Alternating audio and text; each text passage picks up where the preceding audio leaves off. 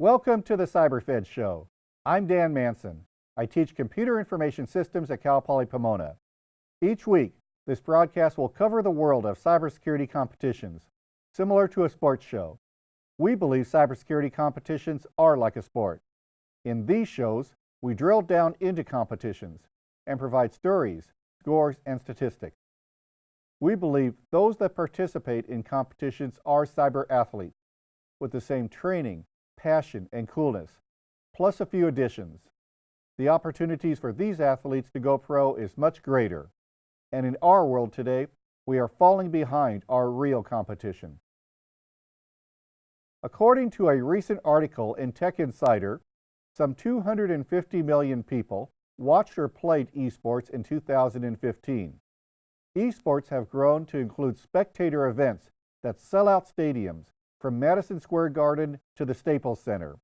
The industry could hit $463 million in revenue in 2016 and is expected to reach $1.1 billion by 2019. In more traditional sports, an organization constructed a professional league and attempted to grow a fan base around it. In esports, leagues are born out of audience demand for the content. We believe that while esports are about 10 years ahead of cybersecurity competitions in development, marketing, funding, and being a spectator-friendly activity, there are connections between esports and cybersecurity competitions.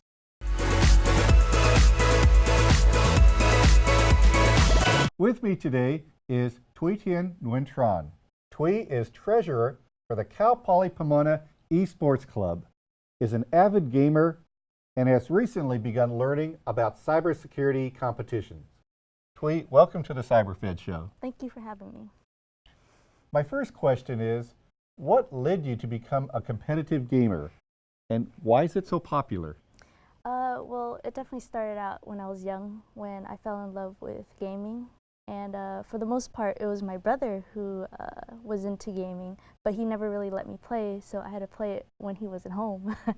Ever since then, esports, once it started out, I wasn't really into it, but I know that playing League of Legends, which is one of the biggest esports in the scene right now, they started with the new platform, Twitch.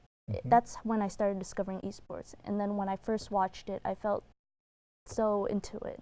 I've watched Twitch, and it's amazing to me how you can get hooked into watching a game. The casters do an amazing job of doing the play-by-play. Definitely. How important are casters to being able to appreciate a game being played? I think casters are very important. Not only does it keep the crowd hype, the people watching at home hype, it also brings a lot of entertainment. I mean, they bring in jokes and everything, but not only that, they bring in analysis, and that helps for people who want to learn about the game and what's going on in the game. Recently, you organized an Overwatch beta LAN party at Cal Poly Pomona. What is Overwatch, and why is the gaming community so excited about this new platform? Overwatch, it's known as a multiplayer FPS. FPS stands for first-person shooter, and it emphasizes cooperative teamwork. It's made by Blizzard, very popular gaming company, and for the most part, I just started playing it just a couple of days ago with my friends, and we all got really into it, and we wanted to get better at it because people expect it to be part of the esports competition. And the earlier you start, the more of an advantage you may have. Is there a certain team size that you have when you're playing with your friends or playing in a competition? And is it important to have the team play different roles? How does the team work together? But first, how big is your team? Well, for Overwatch, I believe it was a total of 6 people, including me. But yeah, roles are definitely important. You need to cooperate with your team, communicate with your team. You need an offense, you need a defense, you definitely need a tank, and a support. Supports are people, in the back line helping the team in terms of healing or weakening the team when the team really needs it. Tank is there to try to draw all the aggro or, all the attacks that they're getting. So you have clearly defined roles, and I was looking on on the esports sites, and there are statistics.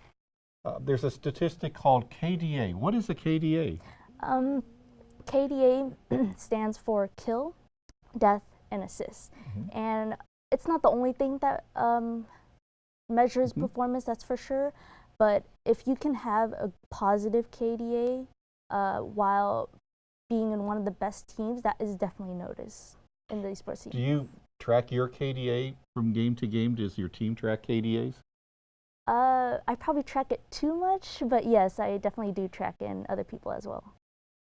Who is your favorite professional team? Favorite professional team? Well, right now, it's called Echo Fox. It's managed by an ex-basketball player, Rick Fox. I think it's really cool what he's doing, getting into the esports scene and spending the money.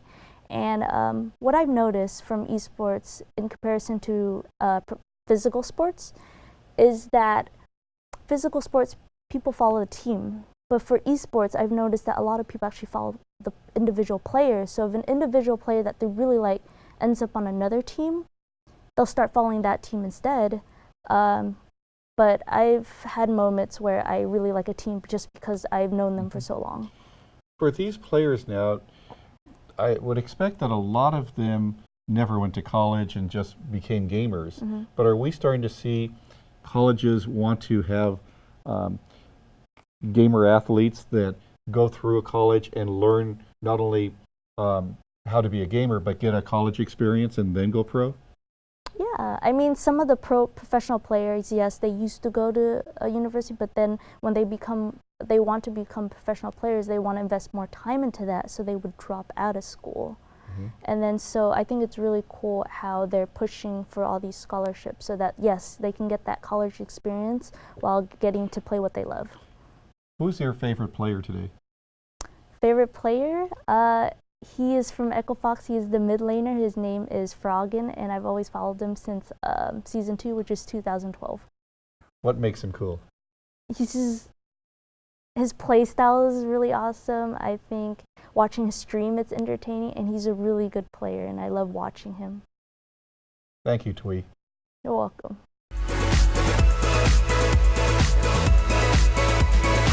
Please go to our CyberFed YouTube channel to view all current and past episodes. I'm Dan Manson. See you next week.